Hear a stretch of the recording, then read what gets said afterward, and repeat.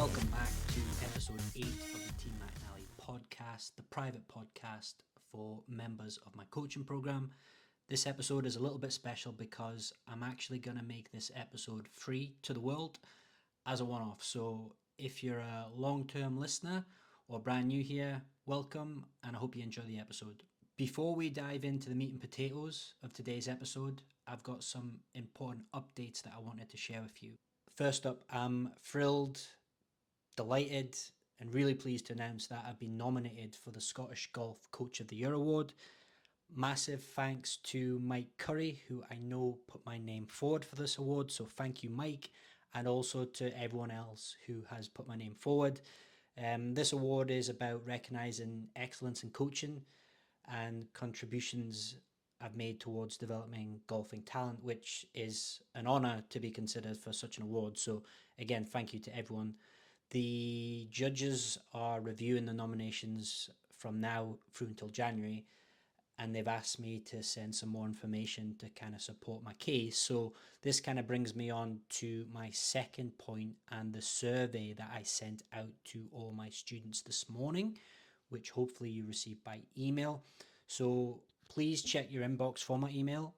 It's about your 2024 end of year review. It's a simple 5-minute survey. Your feedback on your coaching experience with me this year is really crucial to help me understand how to improve, and it'll also help me with kind of supporting that Coach of the Year submission. So please pause this episode, take 5 minutes to fill out that survey. I'll link it in the show notes. And if you could complete that by Friday this week, 22nd November, that would be really, really appreciated. Thank you so much. It would mean the world to me if you completed that. Last week, I sent out some major updates about your coaching at Swanson for 2025. If you missed it, again, I'll include the video link in the show notes. If you're a current student or considering taking coaching with me next year, it's really, really important you watch that video before the end of the year. So make sure you watch it. Again, it's linked down in the show notes. Finally, I wanted to let you know that our winter coaching programs for adults and kids at Swanson Golf Academy are now open for booking. They start in January. So head over to swansongolfacademy.com to learn more and secure your spot. So on to the topic of today's episode. Don't waste the winter. Winter is here. Jack Frost is in town and the snow forecast. Most golfers are packing away their clubs for the season, but not you. By simply listening to this episode, you're already ahead of your peers. Why? Because now is the perfect time to start planning for next season, while others are waiting until spring or the new year or even summer to get started. Sure, it's cold, it's wet, and those fin shots sting a little bit more, but winter is the golden opportunity for you to make huge strides in your game. So in this episode, I'm going to share with you 10 ways you can work on your golf this winter. Number 1, check your mindset. You can use the weather as an excuse to not play or practice, or you can see it as a fun challenge where you need to adapt to different course and ground conditions. Some days the ground's going to be soft, other days it's going to be wet. Some days it'll be frozen and rock hard like ice. Embrace the challenge. There's fun in the challenge. This is where the growth mindset beats the fixed one. Number 2, goal setting. Set some measurable goals for 2025. For example, reduce your handicap by 2 strokes. Now that is an outcome goal, and I will help you with your process goal soon. But for now, if you're not a current student working with myself, you can book in for a free golf assessment with a member of my team to discuss your goals. The details are all at swansongolfacademy.com. Number 3, book your coaching sessions now. So I want you to plan ahead and get your sessions booked in your diary now. So if you have not got sessions in the diary with myself, visit mcnallygolf.com/book and get them booked in. If you are a student of Peter's, Chloe's, Aaron's, or Thomas's, again, get your dates booked in the diary now. Winter is actually one of the busiest times of the season for me because This is when I tend to work with the students who really understand and know that winter is the best time to work on your game in preparation for the summer. So a lot of people think I'm less busy in the winter. It's just not true.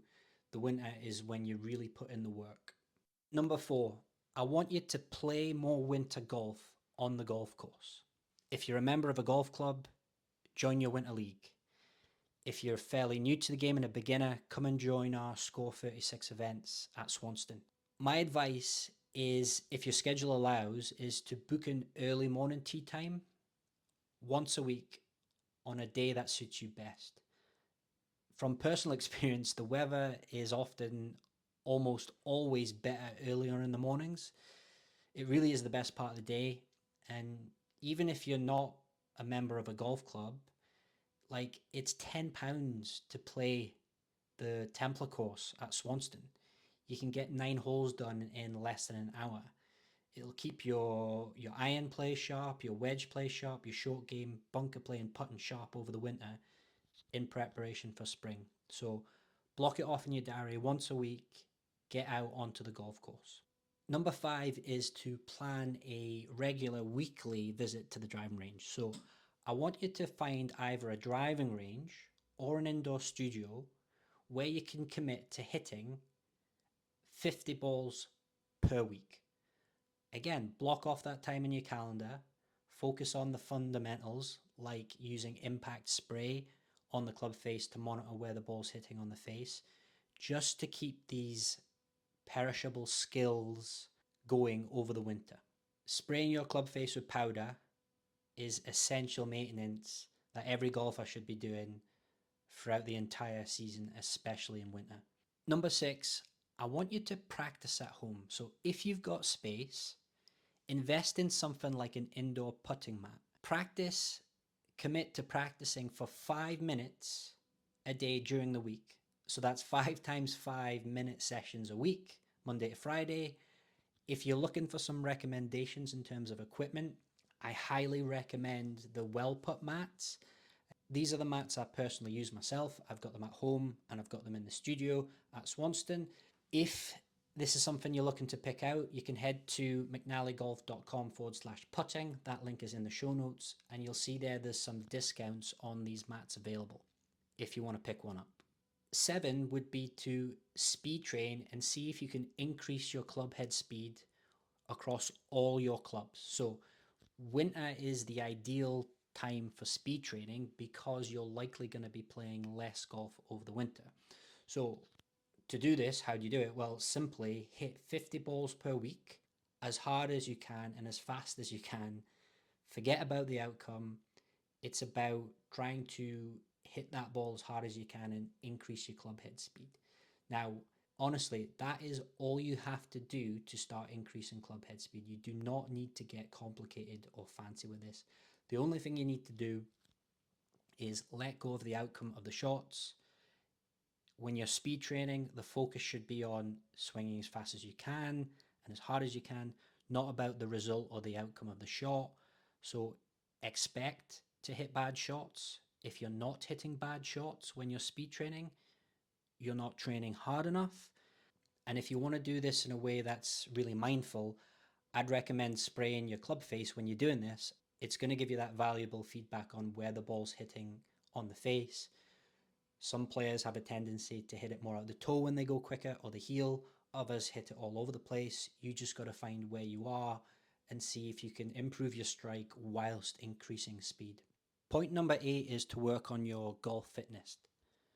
I've teamed up with Andy Watson at thegolffitnesscoach.com.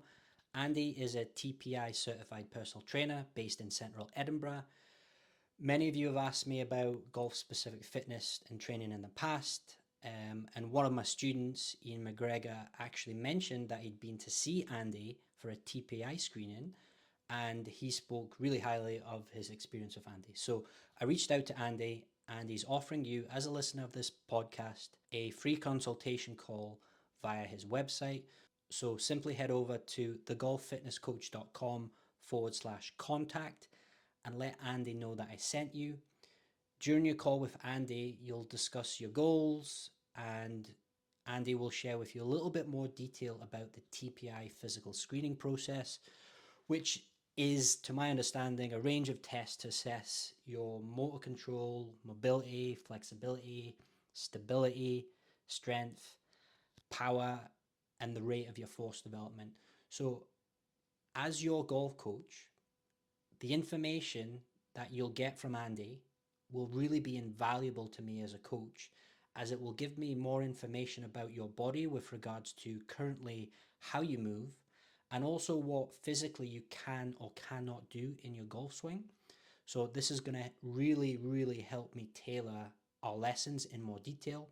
You'll also get access to the TPI app, which does an amazing job at highlighting your strengths and weaknesses, and Andy will be able to share all this information with me. So if this is something that you'd like to explore, simply head over to thegolffitnesscoach.com/contact and let Andy know that I sent you and get booked in for a free consultation. Point number 9 is to focus on your health. You may have noticed that I've dropped a lot of weight over the last year. At my heaviest, I was 79 kilo, and I'm now sitting at 64. So I've lost about 15 kilo over the past year in body weight. So health and nutrition has always been something I've been interested in, and I've literally tried every single fad diet under the sun. Whilst I still believe like a paleo style diet is optimal for health, I realized it's not actually sustainable for me. It meant that I had to avoid the foods that I really wanted to eat, and by sticking to this kind of all or nothing mentality with food, I had a really unhealthy relationship with eating. So long story short, I'd stick to my paleo diet like a monk, and naturally I'd miss certain foods like chocolate and ice cream. I'd then give in, fall off the wagon, eat my favorite food, binge eat it, and then start to feel like really guilty and bad about what I'd done.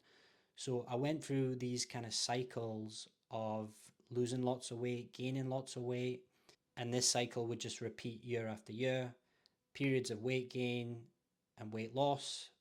That was until I met a guy called Blair, who is an Edinburgh-based online fitness and nutrition coach. Hiring Blair to be my coach has honestly been the best decision I've made in the last 2 years. Now, I'll be honest, Blair isn't cheap, but he is running a Black Friday promotion at the moment. So if you do want to take action on this aspect of your life, now would be a great time to take action.